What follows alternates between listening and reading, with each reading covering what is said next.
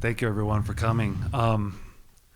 Right away, I want to thank our awesome fans for, supporting us through at times, a difficult season where, we had a lot of ups and downs, took quite a few losses, but it just shows how incredible this fan base is, how passionate they are, how consistent they are, how knowledgeable, how high their basketball IQ is to understand, that we have a plan and that we're enacting that plan. So bravo to our fans for being great all season long. Also, to the Trailblazers organization for having such, a positive attitude throughout this process. Like, there's a lot of ways to react to losses, and I think our group, when I say group, I mean everybody. Jody Allen, Bert Cole, coaching staff, players, front office, business side. We were all together. We had a plan. We're taking care of that plan. So bravo to our organization for just a terrific attitude this season. We had to take a step backwards in order to move forward. We've positioned ourselves to where I think we have some great opportunities. We have a really intriguing core: Damian Lillard, Anthony Simons, Josh Hart, Yusuf Nurkic, Nasir Little, Justice Winslow, potentially 2 lottery picks, numerous cap exceptions, a bunch of cap flexibility. We are determined to get better, to be competitive as quickly as possible, and we're super confident in our ability to do that. With that, I'll open up some questions. Joe, what do you see as your biggest challenges as you start the season? I would say the biggest challenge is getting the right amount of talent. I like our talent base. We need more. It's hard getting great players in this league, whether it's through the draft, through trade. You need, in trades, it takes 2 to tango. You need that trade partner. I hope that we have the assets and the cap flexibility exceptions contracts to get that done. But, getting that high-end talent is the biggest challenge. Are you confident in your planning that you've identified players that are obtainable and that you think will be available, and so that all this isn't a race in the end? Or do you feel like it's going to take a couple of summers to get the guys you want? Yeah, I think it can take multiple off seasons to completely fine-tune the roster and to completely exhaust all the opportunities. Sometimes, to your point, are they attainable? Like, every team in this league has players that they covet, but if they're not attainable, or if you don't have the right assets, or if they're just simply not on the market, yeah, you have to wait. So sometimes it takes time for those opportunities to present themselves. But I also think that we're in a place where we don't necessarily need to hit a home run right out of the gate in order to be competitive. We had a 4-game win streak, which, it's only 4 games, small sample size. But I think the way and this was with Anthony, Josh, Justice, and Nurk, and, the rest of the guys. But without Damian, we had a 4-game win streak where we beat 2 really good teams and played our style of basketball, where we were guarding and playing together and, just had a ton of energy, and I think our talent level shined. So I don't think that we necessarily have to hit a home run, although we're going to try to hit a home run.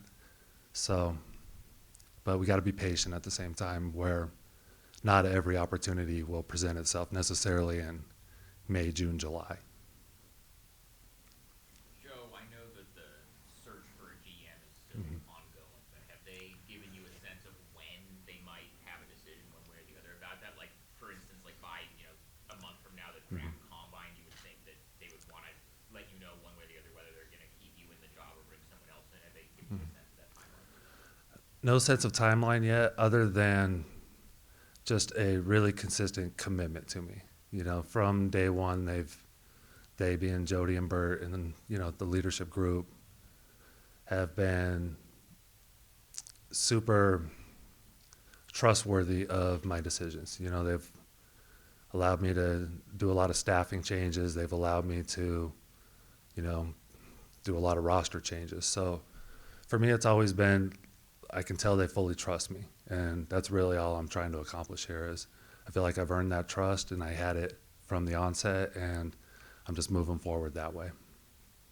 Joe, what's the reaction been from the core group of guys through this whole process? Incredibly supportive. You know, this year could have went a lot of different directions with where we were at, you know, in December. You know, I could have heard a lot of different things. You know, trade me. I don't want to be here. I don't believe in what you guys are doing. I didn't hear any of that. You know, we're going through exit interviews right now with, you know, all the players after we finish the season, and I don't hear anything negative. Like literally nothing. Nothing about my role, their role, the prospect of us winning ball games moving forward. There are zero doubts within this organization, specifically from our players, the leaders of our group. Damian Lillard, Josh Hart, Anthony Simons, Yusuf Nurkic. Not a word. Mm-hmm. Joe, how would you describe this draft process? Still evaluating. You know, we got the draft combine in a little over a month where, you know, we get some of the information that we don't have access to, the medicals, the interviews, you know, where you're building your entire book on the players. From a straight basketball perspective, I think it's a solid draft. It's like I've been focusing heavily on the lottery with having potentially 2 lottery picks, and the depth of the talent is intriguing to me right now. I'm not sure how you would answer this question at this point, but I'll ask it anyway. Would the preference be to make that pick or turn that pick into the type of player we talked about earlier who maybe could help you hit over the line? The preference is to maximize that pick however we do that. So this is where we, you know, I'm going to spend really the next 2, 3, 4 weeks diving into the game film and really evaluating this draft and particularly assessing value to what that pick is. So then you compare that to what's available in the marketplace and then you make a decision. If we decide that the player at that pick is much more valuable than what we can get in the marketplace, we go that direction. If it's the opposite, we go the other direction. I don't want to play both sides. We want to win. We want to be really competitive next year. And, you know, I think we all are aware that it's more like you're more likely to win with veteran players than young players. So that will definitely be a part of our, you know, decision-making process. Joe, a couple times so far today you've mentioned Nurk as part of the core, and I know obviously he's a free agent coming up and you can't talk about specific deals, but are we to read into that the plan and the preference is to have him here next year? Yeah, and when I say I think it's we are big fans of Yusuf Nurkic. I think he had a career year this year. I think every year we've seen a significant amount of growth from him and expect that to continue. I mean, he's only 27 years old. He's just scratching the surface of his prime, and I think he's the type of player that we would definitely want to build around. On that same note, last night Chauncey said that he has thoroughly enjoyed coaching him this season. Do you think the coaching staff has played a role in his growth? Definitely. And I've heard it a lot about Chauncey, you know, throughout the season, but also in these exit interviews of just how excellent he is, you know, not just as a coach and a X and O person, but as a leader and as a mentor and as a person who gets the best out of you and believes in you and empowers you. So, I mean, I think Yusuf would speak super highly of Chauncey, as would the rest of our guys. I mean, it's been the stuff I hear from them about how they feel about their coach. It's really encouraging. And do you feel like, unfortunately, this season, just because of how it's gone, that the shine has been kind of taken off of the coaching staff? I do, yeah. And that's why I think they deserve a different kind of shine. And it's stuff you don't see every day, but the attitude that they had this year was super impressive. You know, they didn't sign up for this. You know, they came here thinking they were going to win, you know, at least 45 to 55 ball games and, you know, be competing in these playoffs coming up, and it was the opposite. And, you know, they could have reacted differently, and they didn't. They had a great attitude. They were terrific with these young players and all these moving pieces, and it shows another layer of their skill set, you know, to now we can see, okay, they have the right attitude, they have the right team first approach. Now let's put their skills in place with a talented roster. The NBA's long been a league where sometimes being bad is the way to go in order to be good. Did you at all though feel any discomfort or uncertainty about shifting things in that direction, knowing that things were going to get really, really, really bad, but that there was a light at the end of the tunnel? I still feel uncomfortable about it. You know, we have a really competitive group. We didn't want to lose ball games. You know, it's, to your point, sometimes it's necessary. Sometimes, you know, you have to go with your youth movement. But our goal all along was for this to not be an extended period of losing. And I think that's part of the reason why I can talk about how our attitudes were so good. This theoretically is a really quick step backwards. You know, we're not looking at 1, 2, 3, 4 years of this. So that makes it easier. But as far as the discomfort and, you know, the willingness to accept losing, that was really hard for us and continues to be. Joe, how do you approach Hamp's free agency knowing he is restricted? I know sometimes teams kind of let the player go out and get an offer first and then approach it that way. Is that how you go about it, or are you more proactive in kind of trying to be the first? My goal would be to be proactive. I think we have a really good relationship with Anthony and his agency, and I would hope that we can, once we're allowed to start talking, that we can come to an agreement that makes sense for both sides. Do you have a sense about what you think that market might look like? Yeah, I have a sense. I think it'll be strong. I think the league thinks super highly of him, as do we, and I'm sure he'll have a lot of calls on July 1, you know, and a lot of invites to meetings.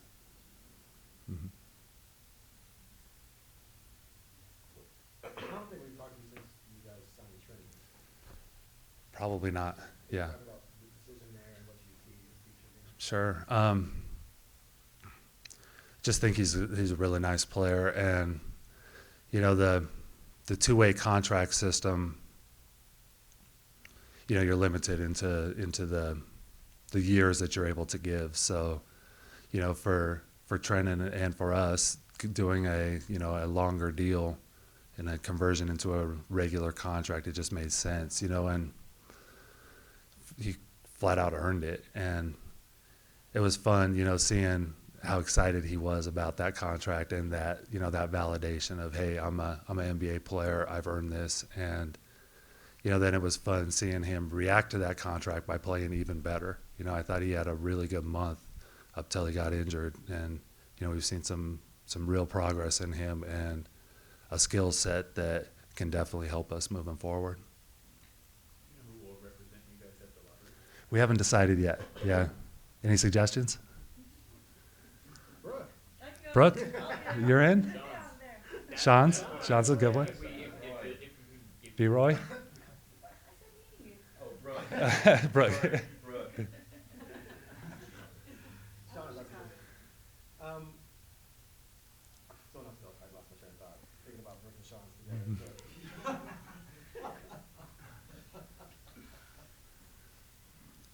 I'll pick up, oh, sorry, just your thoughts on the future of Nasir Little. Super excited. I thought, you know, we've seen flashes from Nasir throughout his first few years. You know, we'd see, you know, an electric game in Milwaukee, but then, you know, a little dry spell where, you know, he'd struggle a little, and then 6 games later, another big one. So I think his talent is obvious. The next step for him was his consistency, and we were just starting to find that. I think in 2022, we really saw, you know, where it was 3 out of 4 games where he was really effective.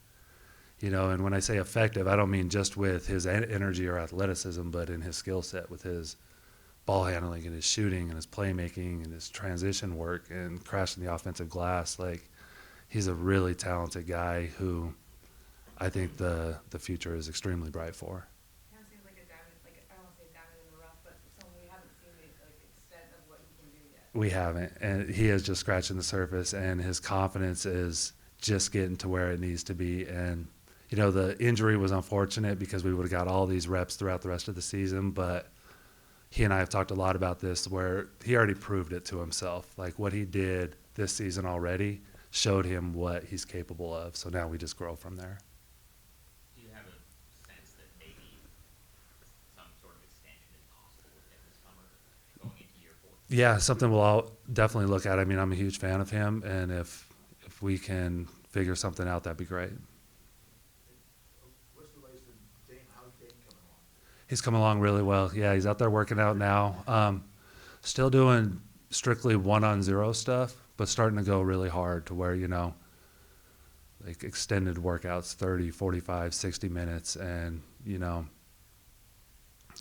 running up and down and working on his conditioning and his, return to play stuff. So he's doing great. This break, I think, was really important for him, not just getting that core fixed, but just resting his body for an extended period of time, resting his mind for an extended period of time. Fueling this fire that is Damian Lillard, he's ready to rock, and it's fun, we've still got a ways to go here, 5-6 more months before we really get back to it, and trying to funnel that energy in the right way. Like, he's ready to go here pretty quickly if he can, but we've pivoted to Damian working on helping us build this roster, learning the salary cap, these kind of things. Like, he knows more about trade exceptions than anybody in this room right now. So we're focusing him in on, one step at a time. What did you think about his comments last night, just to the crowd? I loved it. Yeah, fantastic. And, it's needed. It's great to see him go out there and, in times of struggles, where we've lost all these ball games, for him to say, everything's okay. I believe in us, and it's not going to be like this for long. I thought it was perfect. I remember my question. So going to the offseason, it's one thing we have to say we have cast dates. It's another thing to say we can trade for guys. And obviously, we trade for someone, we want them to resign here. Mhm. So is there a brand new recruiting plan in place to get players to Portland that their caliber of play, those guys wouldn't have come in the past, or didn't come in the past? It's a generic plan where we're going to be a united group and we're going to be ourselves, and we're going to be confident in that room. And I don't think we don't have a plan in as much as a PowerPoint presentation or some sort of recruiting pitch yet, but it's more Chauncey, Damian, and I in a room telling stories about this organization and pitching players on things we believe in, and how they can come in and help us, achieve these goals. So it's essentially be ourselves and be active and be aggressive. Joe, from appearances, it would look like you guys are moving forward with the idea of Dame and Ant as a starting five. Yep. What can you say to people who are concerned that kind of replicates the model you have with Dame and CJ? Mhm. Never Yeah, I get it. And it's logical there too, or you're small at the 2-guard position. At the same time, it is different. I mean, Anthony's a different kind of player. There are still similar obstacles. Like, we've got to figure out a way to be a top 10 defense. In order to compete for a championship, you have to at least flirt with that type of defensive rating. Can our offense be electric enough to be a top 15 defense and get away with it? Maybe. But again, I think this falls back to what does a supporting cast look like? And we've started to build that supporting cast that I think is so far pretty high end with Josh Hart, Yusuf Nurkic, Nasir Little, Justice Winslow. But we're not done. We have to continue to, again, I talk about talent all the time, but we've got to find guys that can guard people and make others better and, have high IQs and feels and be able to play off the move. So it's a challenge, but the supporting cast has got to be our primary objective at this point. Or did you have a question? Yes, the league has an average of about 25% international players. Mhm. This team has had a whole lot less than that Mhm. in the last few years. Is that something you put into your consideration when you consider talent? It is, and it's something that we've addressed in part recently. So historically, we've only had one international scout, Recently, we just hired another one, so it's a goal of mine to continue to keep bulking up our international scouting. You know, the world, there's tons of great basketball players throughout this world, not just in Europe. And to your point, like when a quarter of the league is international players, if a quarter of your roster isn't, you might be missing something. So I agree with you. We want to bulk up that part of our scouting. Mm-hmm.